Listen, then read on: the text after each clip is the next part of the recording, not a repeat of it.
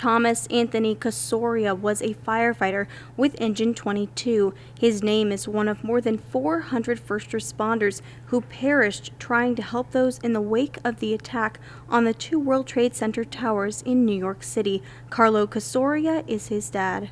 I don't think any parent expects to ever lose a child. You know, they're supposed to bury us, we're not supposed to bury them. This is Carlo's first time at the completed reflecting pools in the footprint of the North and South Towers. He visited during the construction of Ground Zero. He and his group look on now at his son's etched name. It's a tragedy, of course, and it's still a tragedy. You don't get over something like that. This building that you can see right next to me is the Freedom Tower. This was erected after the attacks during 9/11/2001.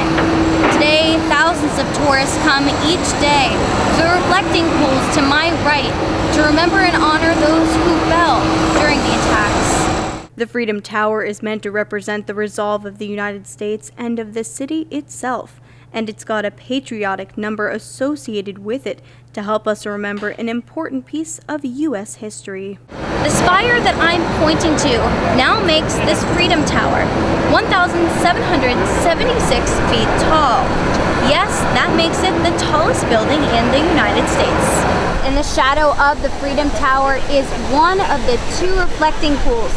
This reflecting pool right here represents the footprint of the North Tower. Surrounding this reflecting pool is a list of the names of those who were killed during the attacks. Nearly 3,000 people were killed during the attacks on that day. This includes the towers in New York City, the Pentagon in Washington, D.C., where a plane crashed, and in Shanksville, Pennsylvania, where one of the planes crashed. September 11, 2001 affected me personally. I lived in East Brunswick, New Jersey, a commuter town, a town of people whose families came into New York City and worked in the two buildings that were attacked. For those visiting the site, there's a quick way to find loved ones and friends' names on the reflecting pool borders. Just type in a name on the computer screen and it will tell you where the person was born, where they lived, their employer, and where their name is on the memorial. Stuart Lewis was a family friend from New Jersey, and so was Alan Kleinberg.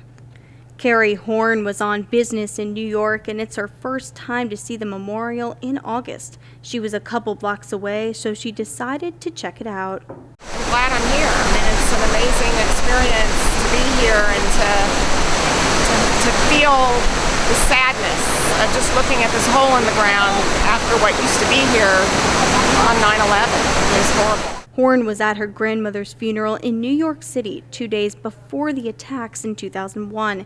She says being back replays the tragedy in her head, and it's overwhelming. And I remember flying over the city and pointing out not only the Statue of Liberty, but the towers, and then 2 days later they were gone. September 11th is marked as the worst terrorist attack in U.S. history.